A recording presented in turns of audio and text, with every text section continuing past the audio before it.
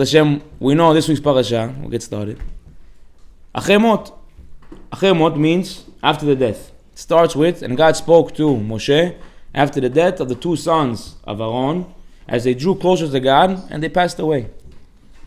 Really, and then he, in the parasha, continues to detail on all the rules for the Kohanim and Yom Kippur and the service of the high holidays.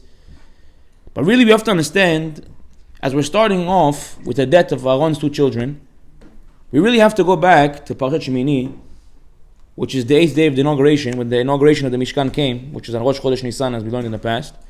What really was going on when the children of Aaron and Tzaddik, Aaron and Kohen, when his two children, Nadav and Avihu, passed away? So we should know that Aaron really had 4 boys. His 4 boys were Nadav, Avihu, Itamar, and Elazar. He had 4 sons. Of his 4 sons, 2 of them were extremely righteous, and those were Nadav and Avihu, the 2 sons who unfortunately passed away. Now, anyone who hears this story can ask yourself a question and says, I don't understand what is going on over here. Why did they have to pass away? If we look over there in the parasha, it says very simply that they brought an alien fire to God. But really, we have to understand it a little bit deeper and go into the details. So with your permission, I want to go back a little bit, and I want to divulge into who these 2 people were, what happened over here, why were they taken from the world, was it a punishment, was it not a punishment, and really let's divulge into it and see what can we take away from this.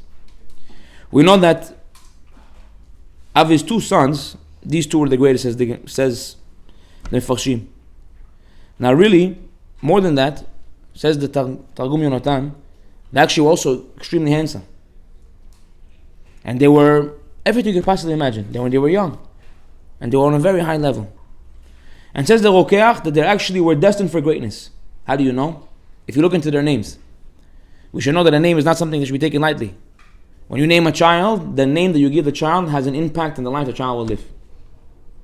There's certain names that have kochot on the person. If God forbid a person is going through a difficult time in his life, many times you'll find they go to a rabbi and they get the name changed. Says the Rokeach, their names, within their names is already evident they could be greatness. Nadav comes from Nedivut.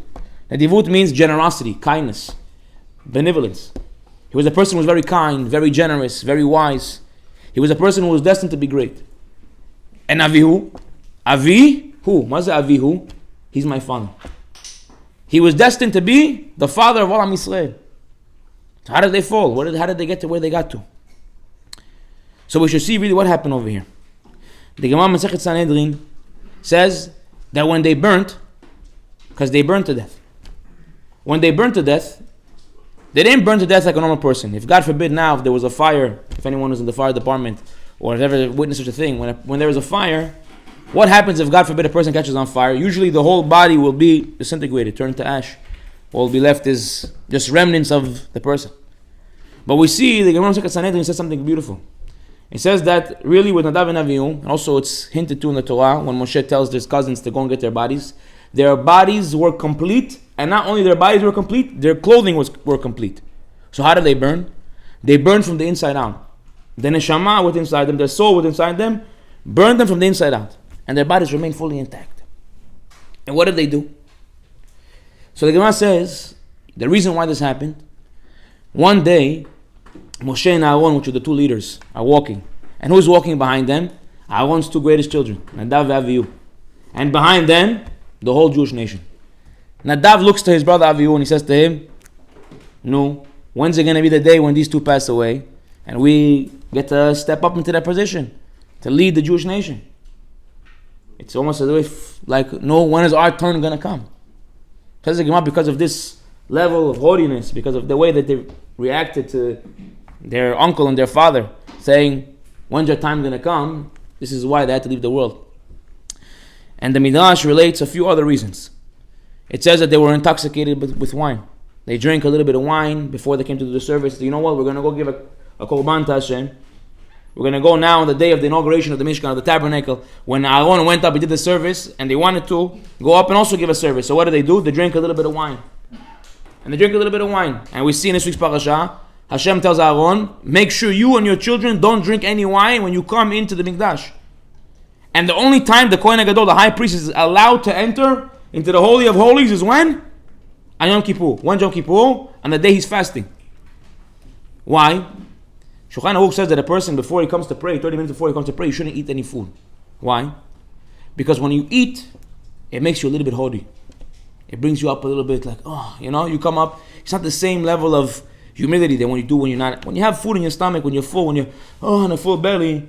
You ever seen a person come to pray on a full belly and a person come to pray on a full belly? Come to see a person come to pray on a full belly. You see them. That's how they come to pray already. They're ready with the stomach full.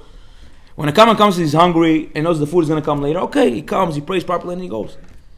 So it says, but no, just know you're not allowed to drink wine. So one thing they did wrong, they drank wine. Another thing they did wrong, they were missing some of the priestly vestments, their kohanim. They know that there's a certain wardrobe they're supposed to wear. 7 days, Moshe, when he showed them how to work, he showed them actually how to wear. He let them dress, showed them all the vestment, all the things that they had to wear. And they were missing one of them. Another thing that Midrash says, among many other things, is that they didn't wash their hands and their feet. And we know that before you're supposed to come in, a Kohen is supposed to wash their hands and feet to purify himself. And they didn't do that. They didn't have children, and they didn't get married. Says the Midrash, what do you mean they didn't get married? You should understand, we just said already, the Talmud Natan says that they were extremely handsome, and they were extremely righteous, and their father was the high priest, and their uncle was Moshe, the leader of Am Yisrael. Their other uncle from their sister's side was a Nasi in Shevet Levi. They were of great lineage. Every woman was waiting, every unmarried woman was waiting to marry them. And they reasoned in their mind, says the Midrash, look, we come from a very high stature, we come from a very high family, and therefore, we cannot be with these, they're not on our caliber. These women that want to get married to us, they're not on our caliber. And therefore, another thing that the Midrash relates, that he actually came, both of them, and started teaching halakha, making their own halakha, their own laws in front of Moshe and Aaron without speaking to them. For example, they reasoned to go give the sacrifice. Who told you to go do it? They made their own calculation and they went to do it. How come you didn't speak to Moshe? How come you didn't speak to Aaron? How come you didn't speak to each other? They just went and did it. So now we can see a few reasons, but really we have to understand that these two people were extremely righteous. And they're not people that we can look at and say, everything they did it makes sense. They were so righteous, they were on such a high level, that just to say on a simple, this is what they did, it doesn't make any sense. So really we have to go deeper into the topic, and we have to understand really what's going on over here. So we see that everything they did was for a good reasoning. Let's look at one of them. What did it say? That they drank wine, right? We know the Rambam brings down in halachot, and today is halakha l'maaseh. En simcha ela bebasar v'yain. There's no such a thing as happiness, like when you eat meat and you drink wine. Those two bring a person to happiness, and they're quoting a Gemara in Pesachim. And we see the Rambam himself writes in a different place that a person who's a prophet, a person who's a Navi, cannot have prophecy whenever he wants. When does he have prophecy? He says only when he's happy.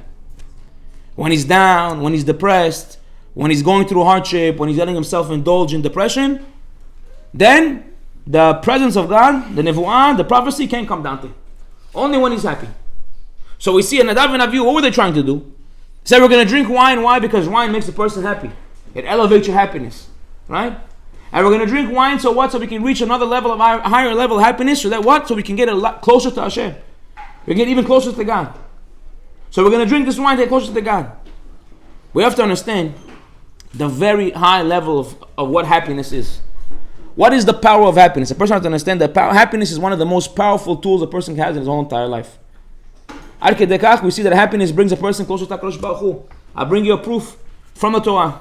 Yaakov Avinu says, the Sefer HaYashar, that when the brothers found out about Yosef, that he was still alive, they wanted to go tell their father, by the way, Yosef is still alive. When they came down to tell him what happened, they were afraid. They're like, look, if we're going to tell our father after 22 years that our brother, who we told him was dead, we dipped his tunic in blood and told him he's dead, we're going to come back now out of nowhere and be like, hey, by the way, Abba, he's alive. What's going to happen? He's an older guy, he's heart sensitive, he might come to faint, he might come to, who knows, out of shock. So who happened to be there? Serach bat Asher, the daughter of Asher, and she happened to be very good at playing the harp. We spoke about this in the past. So they told her, look, you're good at playing the harp. Music is a nice way to get into the person's heart without them knowing you're putting something in their heart. So go over there and play the harp and sing him a song. Yosef is alive. Yosef is a viceroy in Egypt. You know, all the thing and the beautiful heart. And Yaakov is listening, and the first time she says it, 1 year out the other. Okay? Second time and the third, until eventually he hears it, and he hears the word she's saying, and he doesn't really believe what she's saying, but it's a beautiful song, and he says, you know what, you gladdened my heart a little bit. And he got up, and we should know that 22 years after Yaakov heard that Yosef died, he was in a deep depression. You know, they say that 1 year, for a person who passes away, 1 year, Farshim explained, after a person passes away, the mourning ends after 1 year. Why? Because if you look, we said it in the past, but really everything we do here in this world when a person passes away, we're actually being malveh. We're actually leading the person and what's going on with them in the next life. The 7 days of Shiva is the hardest time for the soul because it's adjusting to the new reality. It's the hardest time. The 30 days after is a second period of adjustment, which is another level of mourning, but it's a lower level of mourning because they already passed the hardest part and they moved to the second level. So we're showing them, hey, by the way, we're still with you. What is the 30 days? After the 30 days, you have 1 year, which you still have certain things that you do to mourn with them, to show them, hey, by the way, I'm going through this with you. Good? When the 1 year is up, the soul is fully integrated into the next life, and therefore we don't have to be with him anymore. He's in the best place, he's in the highest place right now. Good? So that's what we do for the 12 months. We go and we do that. Yaakov, when he heard Yosef passed away, if Yosef really was dead, 1 year should have passed and the mourning period should have ended. But what happened? 22 years Yaakov Avinu sat in depression. As soon as he heard this song from Serach, he got up a little bit from his depression, a tiny bit. And then the brothers said, you know what, let's come in now and tell Abba. They came in and said, Abba, Yosef is alive, he's the viceroy in Egypt. And guess what? He didn't believe them. He says, look, if that's the case, you're either lying to me now or you're lying to me then. So either way, you're liars. So I'm not going to have, why would I believe what you're saying? And that's why Yosef gave his brothers a sign. He told them, by the way, when you go to Abba, tell them that we were learning, the last story we learned together, Agla Gufa, when a person passes away, the heifer, so on and so forth. And when he hears that, he'll know that I'm really alive. As soon as they said the word, Abba, Yosef told him to tell you, Agla Gufa, his heart became filled with joy and happiness. And at that point, what happened? What happened as soon as the heart came back? The Shekhinah, the presence of God came back on him. 22 years. Says Targum Utus. 22 years, Hashem didn't speak to him. Hashem didn't come to him. Nothing. When he heard that his son was still alive, the happiness came back into his heart. Hashem says, I came back. 22 years. We learned that a person, when he goes through life, when he's happy, when he actually is a happy person, Hashem says, I'm going to be with you. But when he lets himself overindulge in depression, in sadness, in being down, Hashem says, I can't be with such a person. It's one thing, Hashem gave you time to be, there's 3 days to cry, 7 days for Shiva, so on and so forth. It gave us measurements of mourning. But when we overtake it and we overextend it and we allow ourselves to indulge into it, how many times people call me, depression is a black hole. A person who allows himself to delve into depression, into sad thoughts, is a black hole, it just sucks you down. Happiness only brings you up. But more than that, happiness is something that actually allows a person to come out from the darkness that he's in. And more than that, Hashem says, if you're happy, I'll be with you. My presence will be with you everywhere you go. All you have to do is be happy. Simcha is the thing that brings a person closer to Hashem. Be happy. But how do we get to the point where we're happy? How do we get to the point where we truly could be happy? Now, I already tell you from now, there's something that I've said maybe hundreds of times before, but the Ramchal says in Mislat Yesharim, for a person truly to take away something, to understand what he's listening to understand and to implement it into his life, he needs to go over and have constant review. To hear it one time will not change your life, but to hear this over and over again and imprint it into your mind and make it a way of your life, then you understand what it is to be happy. There's a misconception in the world, and I cannot stress this enough, there's a misconception in the world that happiness is something external. Happiness comes from outside. Happiness I'm going to get, if I get a new car, I'm going to be happy. If I get this job, I'm going to be happy. If I marry this girl, I'm going to be happy. If I do this, I'm going to be happy. If I do this, then I'm going to be happy. They're always trying to find something else that's going to make them happy. They think it's going to come from outside. Oh, happiness is external. But happiness is not external. Happiness comes from inside. Happiness comes from within you. Nothing in the world will give it to you. All the money in the world, no matter how much money you have, Shlomo HaMelech says, Re'ev kesef, lo yisba kesef. A person who's hungry for money will never become satiated for money.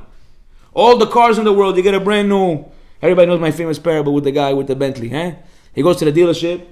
He buys himself a brand new Bentley Continental. Everybody knows. He tells the guy what colors you have. They tell him we have baby blue, we have maroon blue, we have this, we have that. He tells him, look, I want the baby blue on the white interior. He says, okay, no problem. It'll take us 3 months to get the car.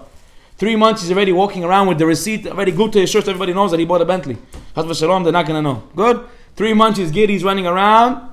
Finally gets a phone call from the dealership. Mr. So-and-so, your car is ready. Come pick it up. So what does he do? He runs to the dealership. He picks up his brand new Bentley Continental drop top convertible. Soon, first thing he does, puts the top down, blasts the loudest music he possibly can, the most obnoxious thing in the whole entire world, and drives through his whole neighborhood going 2 miles per hour so that make sure everybody sees him. Chas v'shalom, that no one's not going to see him because it's going to be a big problem here, okay? I didn't buy the car for me, everybody else. And then he goes outside over there to the diners, and then you see him on Emmons Avenue, just 5 miles per hour. Where are you going somewhere, Habibi? What are you driving back and forth? You see him making U-turns over there to go to every different place. Make sure that, God forbid, someone didn't miss it. And for 2 months, 3 weeks, 4 weeks, he's the happiest person in the whole entire world. Happened to be this guy, lives in a very wealthy community. Comes home one day, his brand new baby blue on white Bentley Continental is parked in the driveway. And then he sees his neighbor next door also bought a Bentley Continental. However, a brand new limited edition, one of one color in galaxy purple. Wow. You see it glistens in the sun. He comes to his wife, tells her, I can't stand this Bentley anymore. Baby blue, what a schmuck. I should have waited for this car. What an idiot I am. I hate this car. I don't want to see it. Put it in the driveway. I don't want anything to do with it. Why? A week ago you loved the car. You don't see the Galaxy Purple one next door? What are you talking about? How am I going to go around now? People are going to see the Galaxy Purple. I'm in the baby blue. It's already outdated. At 3 months I'm driving this thing around. Now I need a new color. I called him back. I wanted to trade it in. He said it's too late. Once you drive it off the lot, we're not taking the car back. So I don't know what to do. And that's life. A person who thinks I'm going to buy myself a new watch, I'm going to buy myself a new car, it's only going to give you happiness until you see someone else who has a nicer car, who has a nicer watch, who has a prettier wife, who has a nicer house, or has a nicer this. And the story is endless, because always, no matter who you are, no matter what you are, there's always going to be somebody in the world who has more than you. So already established that something material, something external cannot give you happiness. So where does happiness come from? Our sages tell us in Mishnah Pirkei Avot, Mi hu ashir hasameach b'chelko. Who's a rich person? A person who's happy with what he has. There's a reason why our sages pick these words, and they're very particular with their words. You want to be a person who's rich? You have to be happy. How do you become happy? Be happy with what you have. Appreciate what you have. Because happiness is not, I'm waiting for, no. Happiness is I appreciate what I have, and therefore I'm the happiest person in the world. Then I'm the richest person in the whole entire world. Rich does not mean I have more. Rich does not mean I have more money, I have more this, I have more that. That doesn't mean rich. Rich is I have family, I have friends, I have a life, I have people around me, I have people who love me, I appreciate my life, I love my life, I'm thankful for my life. He's not chasing something, because a person who chases after everything, he chases after money, what's going to happen? He's never going to really able to enjoy the things he has. But really, this happiness is something is internal, it's not something external. Look at the power of happiness. Hashem says, when you're happy, I'm with you. But what's real happiness? Real happiness, you're not going to get it from chasing after something. Real happiness, you have to find it within inside of you, because it's already there. Happiness is not something you have to go out to get. It's already in here. All you got to do is find it. You sit down and realize that I don't have to go anywhere for it. It's literally right here within myself. And therefore, I got to sit down and look within myself and find it. It's a famous parable of a businessman who went, big wealthy guy from Manhattan. And people heard me say this parable before. He tells his family, we're going on a trip. We're going to go to an island, tropical island. Yeah? Name a tropical island. Bahamas? Yeah, look. They go to Bahamas. Tfadal, let's go. They go to Bahamas. He's sitting over there. And if you ever seen a businessman on vacation, how does a businessman look on vacation? Yeah, the whole day's on the phone. Maybe a few minutes to catch him when not on the phone. Good? Every morning his kid is by the pool. His wife is standing. He's on the phone texting.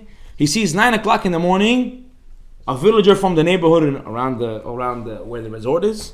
He sees him getting onto a boat, going out at 9 o'clock, coming back at 10:30 with 3 fish, and going back home. Okay? Not going to say anything. No problem. Next morning, again, 9:30, 10:30, 3 fish. Now it's starting to bother him a little bit. Again, the next morning.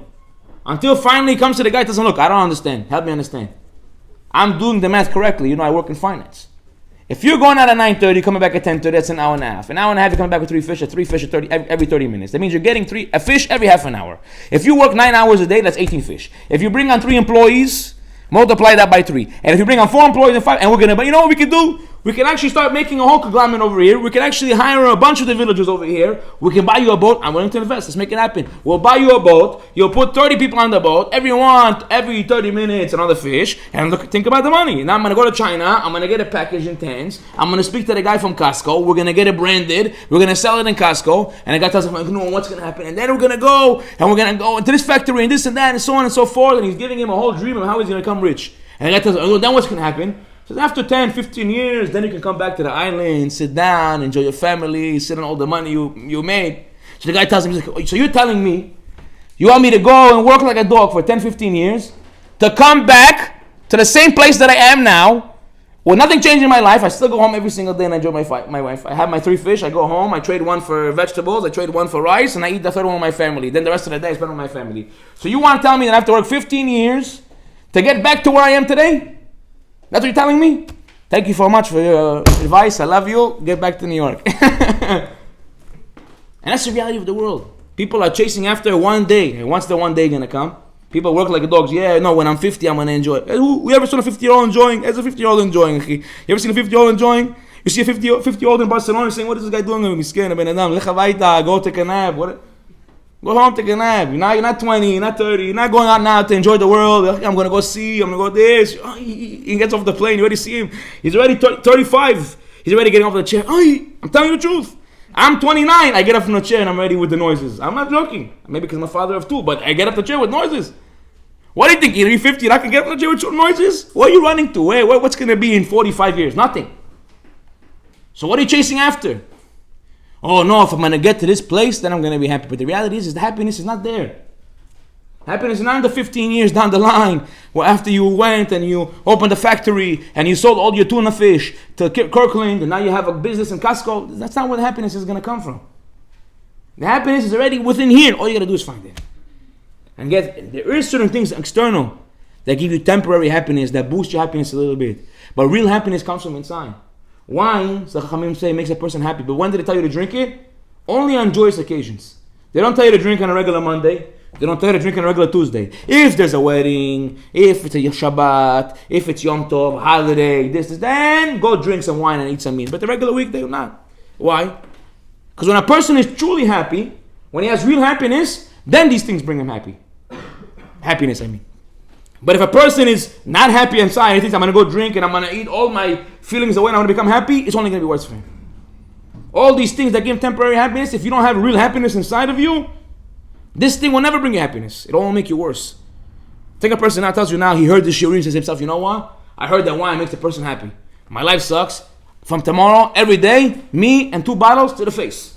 Yeah? Me, 2 bottles to the face. Every day, wake up in the morning, wake up, pop the bottle open, pour myself a nice big glass, give it a whiff, give it a thing, give it the whole thing, the whole 9 yards, gargle it in my mouth. I already became a wine connoisseur. I already cut up the cheddar cheese. Yeah?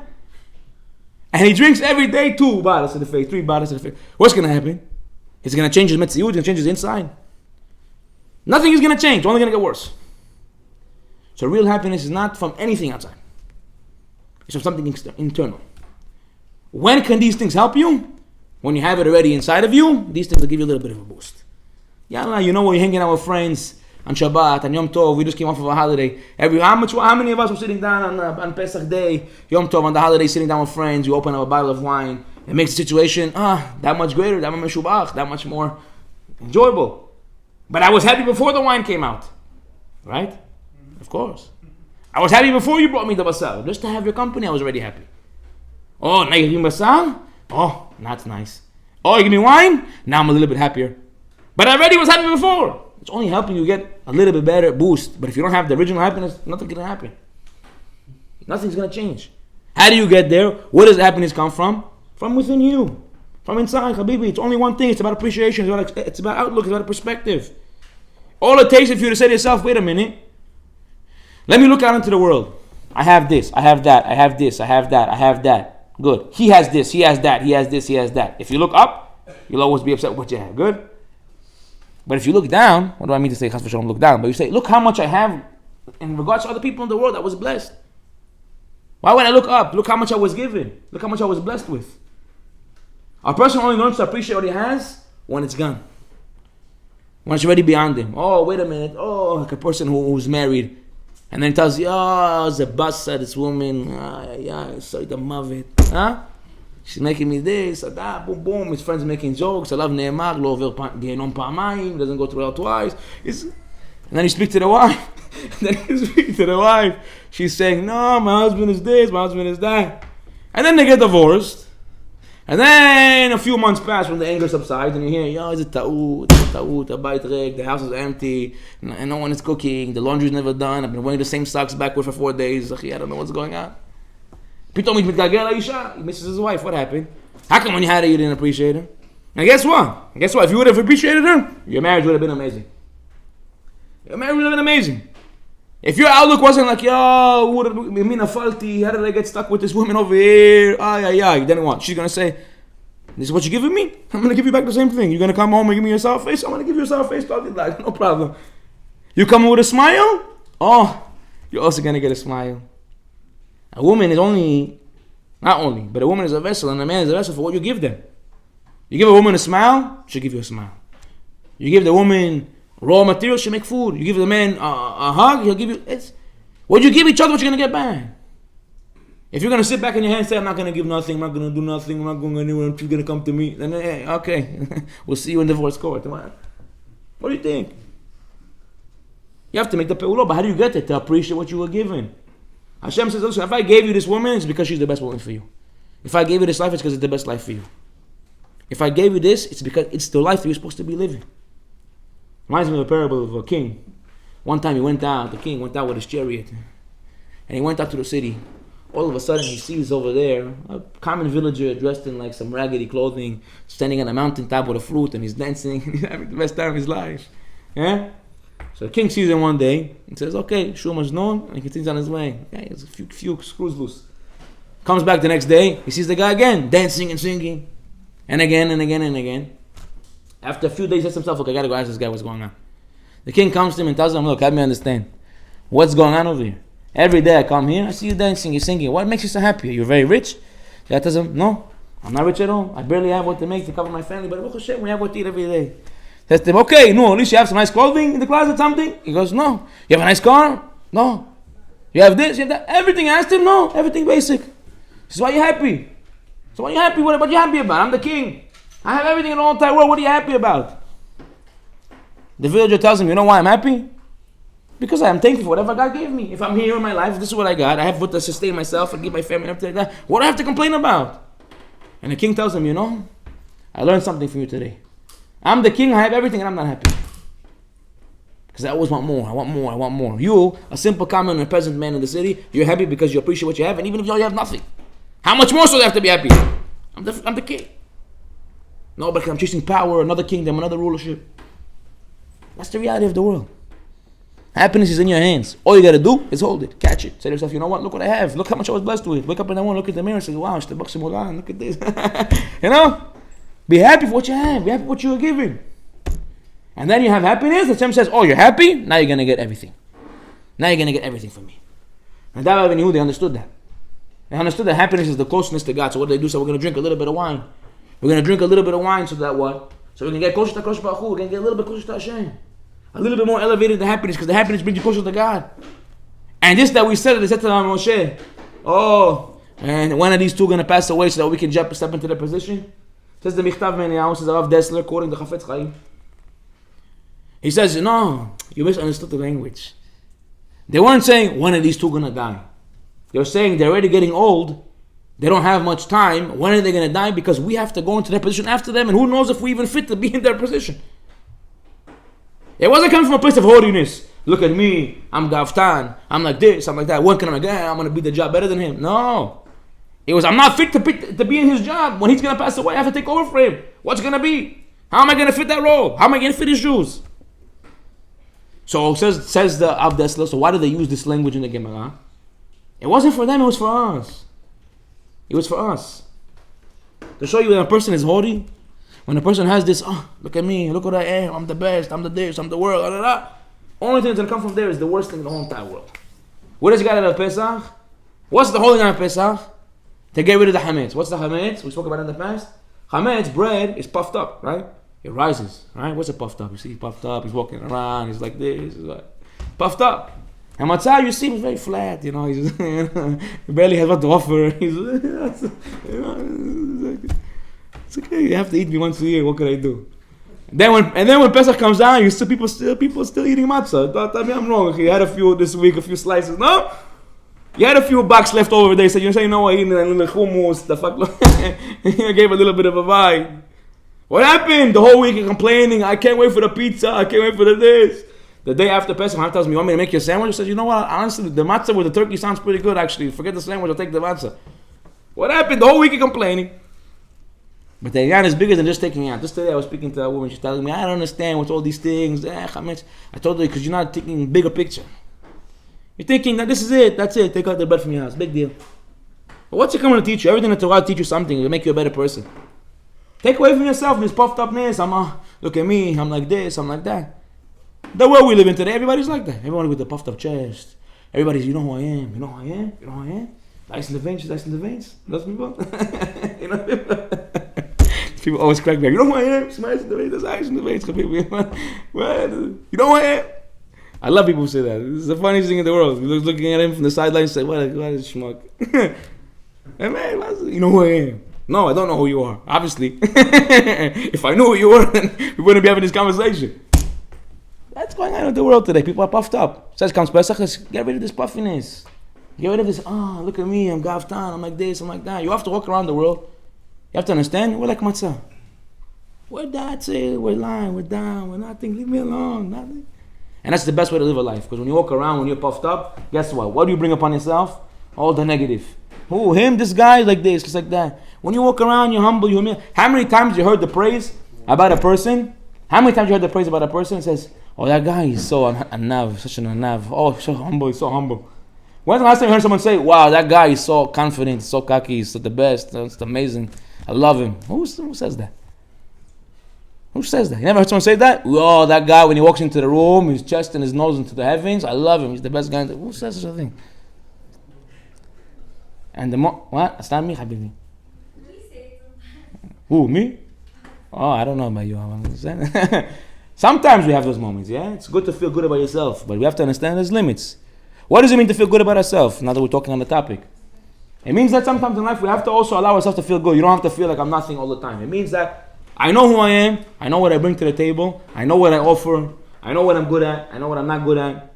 And even though I'm good at a lot of things, it doesn't mean I'm coming down, me, no.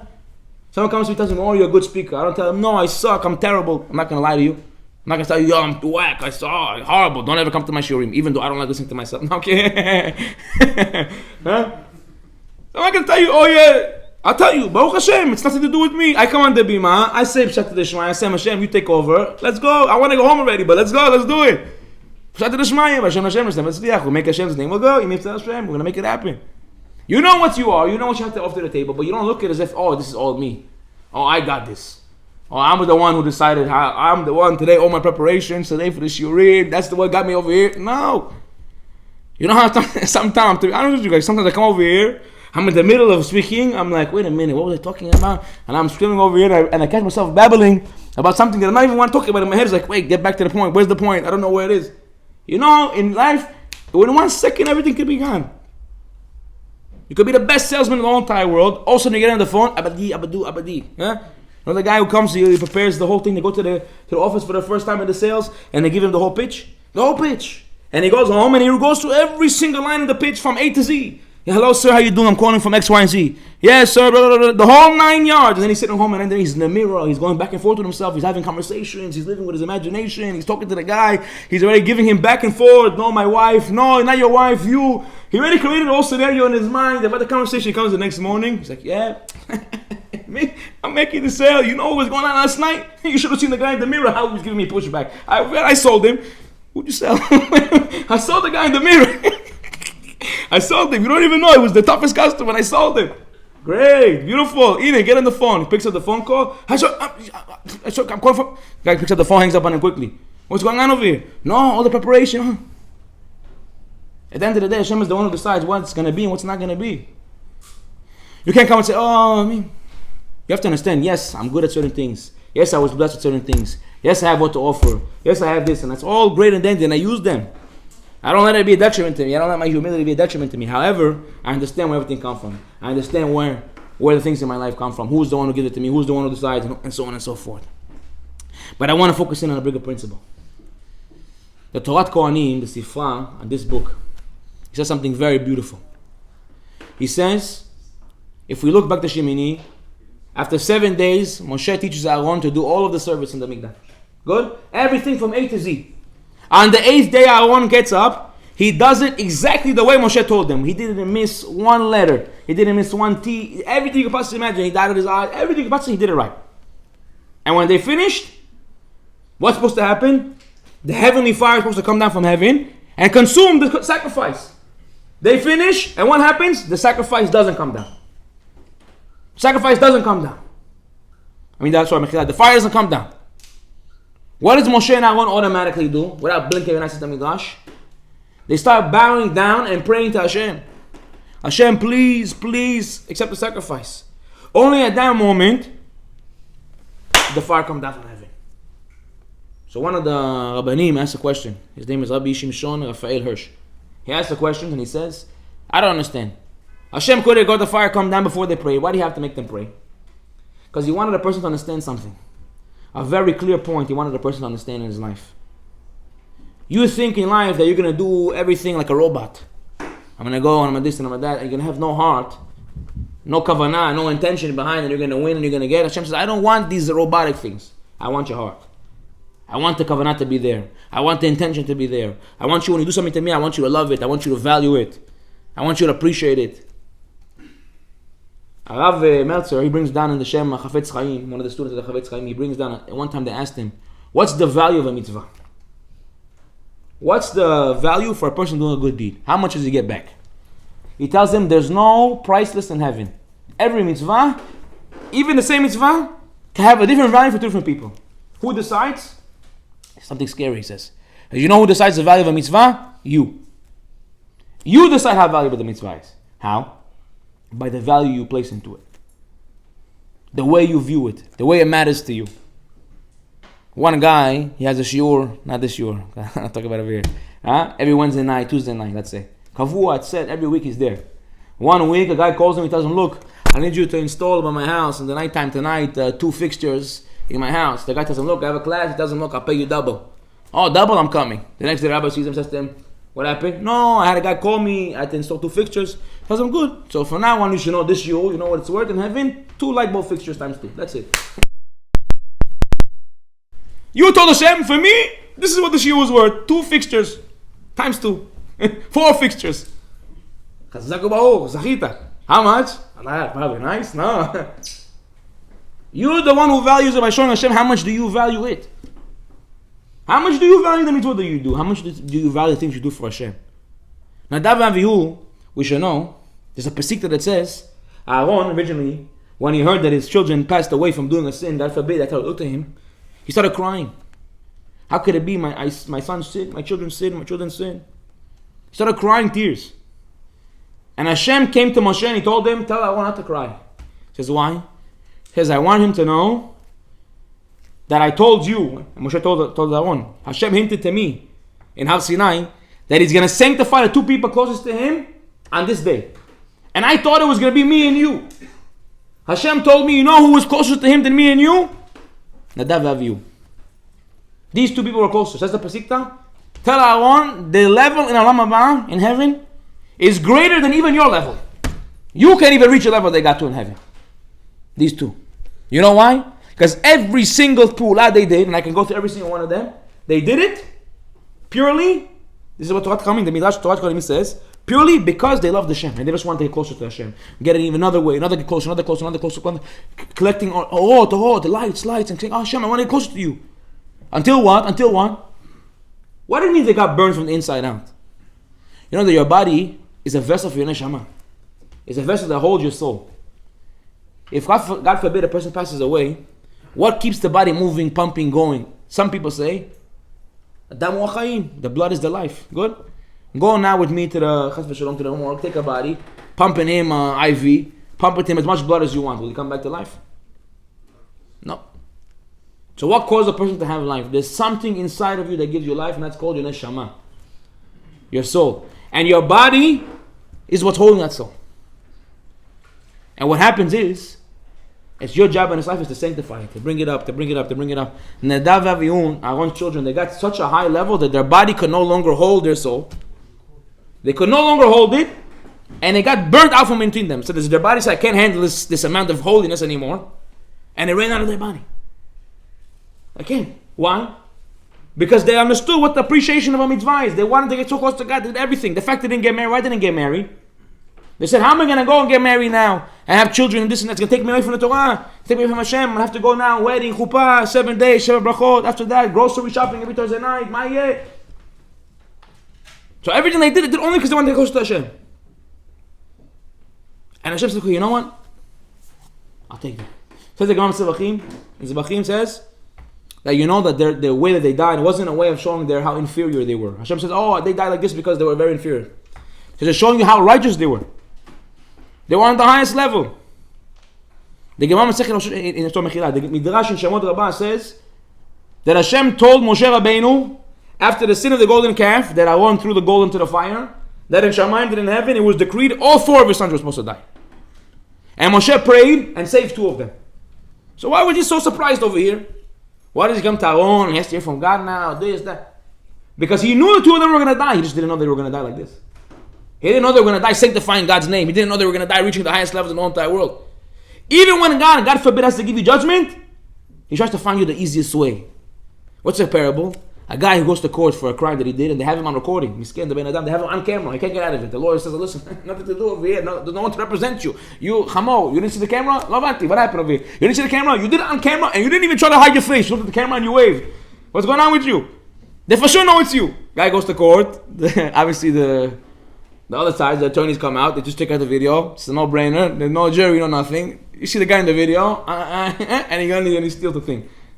Who happens to be the judge? His father. His father says, look, tell the son, there's no way I'm going to find you innocent over here. Habibi, you looked in the camera, in the video, I don't understand what's going on over here. Maybe it's no video, maybe, but there's nothing I can do here. When it came to the sentencing, who's in charge of the sentencing? The father. So what did he do? He said, look, you have to go to prison for 5 years. But there's different levels of prisons. There's Rikers Island, there's this place, that place, and there's what we call tax abatement jail, where you play tennis and you get a 5-course meal. So he says, I'm going to send him over there. Send him over there 5 years and the tax abatement. What do you mean? The guy stole? No, but that's it. If, God forbid, you got to a point where Chas v'Shalom, you were good for something, and Hashem says, I have to bring judgment on you. When it comes to the sentencing, Hashem says, I'm going to give it to you the best way you possibly can. They were destined to die no matter what. Hashem says, you know how I'm going to do it? In the holiest way possible. In the most Kedusha in the whole entire world, and I'm going to give them the highest place in Amabah. Even when God forbid I have to do it. But how do you get there? How do you get there? When you have the value and the erich, and I'll finish with this. Chacham Ovadia brings down a parable. A parable of a king that decided he was going to go down to an achsanya. You know what an achsanya is? It's the equivalent of a bed and breakfast. You go to this bed and breakfast, you sleep, you eat, and in the end, they give you a bill. You have to pay. Good? So the king goes to this bed and breakfast on the way as he's traveling. And the first bed and breakfast he stops in, the guy tells him, no, come in. The king comes in, he takes the nicest robe he has, gets him a cocktail, this, that. Everything the king wants, he pampers him from today until tomorrow. The king leaves, time for the bill. The guy's looking at the bill, he says, you know what? Times 3. Instead of it being 600, 1800. He gives the king the bill, 1800. The king takes the bill, takes $800, pays him, and goes on his way. Good? Actually reminds you of a story not too long ago. There was a friend of ours that they caught him on the news. Unfortunately, he wasn't, I don't know who should have been guiding him the right way. They caught him, they went into his store, he had a store in Manhattan, selling whatever he was selling over there. Schora, merchandise. And they recorded him undercover. They went in over there as an American guy. The guy charged him $300 for one item. They came in 2 days later. A Chinese guy, foreigner, barely spoke English. Somebody, one thing up for the phone here, how much, this, that. $1,200. Same exact amount, nothing changed. $1,200. As soon as the guy made the $1,200, they came storming in with all the cameras. He said, "Excuse me, sir, what are you doing over here? This is price inflation, this, that." Let me possibly imagine they gave it. Oh, that's what the guy said to me. The guy said, "Look, the king, well, you can afford it. Not 3% on top. Why not? 3 times 3. Charges the king pays him." The king continues on his way. And on the way, he stops at another bed and breakfast. This bed and breakfast, the owner sees the king right away, also takes out all the best you can possibly imagine, the food, the this, the that. Comes to the end of the days, and the king slept over there and stayed over there.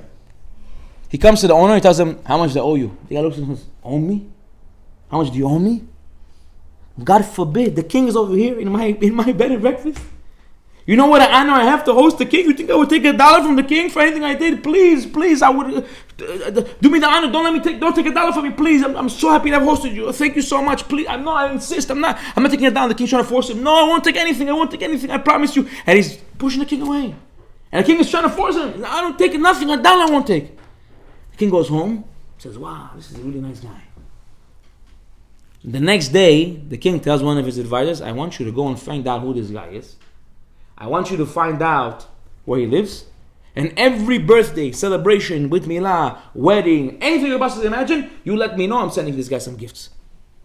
Comes the next few months later, he had a special birthday party. The king sent him $20,000 worth of gifts that same day. And that's only one out of hundreds of parties for the rest of his life that he got beautiful gifts worth 10 times more than what he would have got paid that day.